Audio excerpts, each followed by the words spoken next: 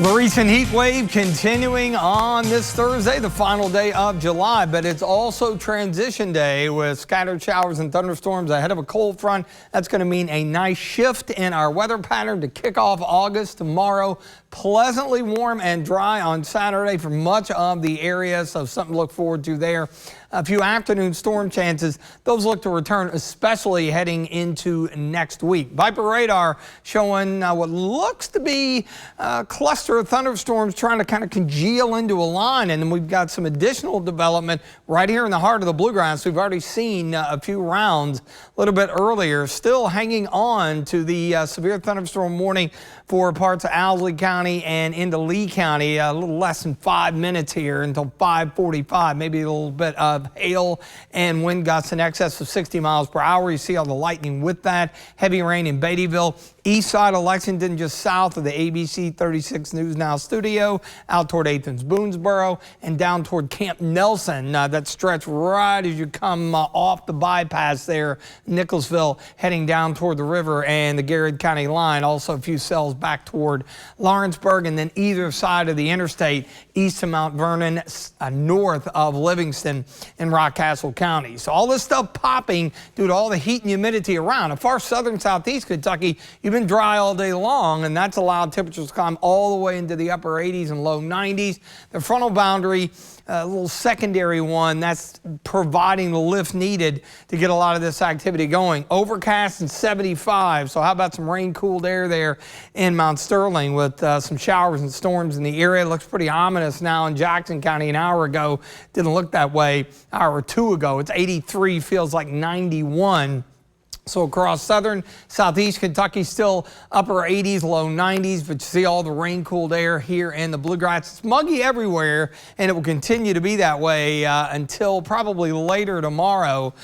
The heat index value still upper 90s to even 100 plus Somerset to Monticello. But look at temperatures off to our north. How about low to mid 70s? Talk about an incredible change. And also you see those dew points dropping below the 70-degree mark, back into the 60s. That's much more manageable for this time of the year. Area of low pressure and the main front to our south, but it's a secondary boundary. That's what's helping to get these storms going. Off to the north, there's high pressure, and that northeast wind, you can see it driving into the central plains. That's pushing drier air south. We'll see that about 24 hours from now. So we should be rid of the storms as we get a little deeper during the evening and overnight. One thing to note, some cloudiness is going to hang on, not only overnight, but also possibly a good chunk of the day tomorrow. And then eventually that northeast wind begins to drive the drier air in, but with the clouds around, temperatures probably only topping out into the low 80s. Look at the dip in our humidity levels with the muggy cast. Yeah, it jogs up a little bit heading toward early next week, but overall in pretty good shape. Speaking of those 70s, boy, they have been around what seems to be the entire month. Look at tomorrow morning, already beginning to work it in a bit. And then by the end of the day tomorrow, this is much more like it, into the low to mid 60s. And then how about Saturday morning? We'll take that. That's super dry. It's going to feel awesome out there. And yeah, we'll see, again, dew points maybe mid, possibly upper 60s down south. But comparatively speaking, it's generally going to feel a whole lot better. Well, good Saturday with high pressure in place. Mostly sunny, a really, really nice start to the weekend. Bit of a return flow kicks in on Sunday. So beginning then, that's where we're going to bring at least just the afternoon storm chances back around. Doesn't look to be any big major deal here. You can see Monday and again into Tuesday, the coverage very, very sparse, it appears.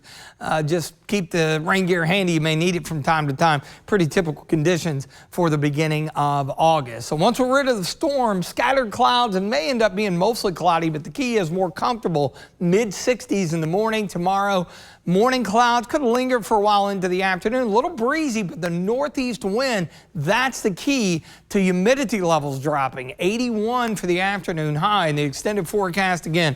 Make some outdoor plans, get out and enjoy Saturday, and then we're back into at least a low-end daily storm chance into early next week. But temperature's not bad with highs generally in the mid-80s.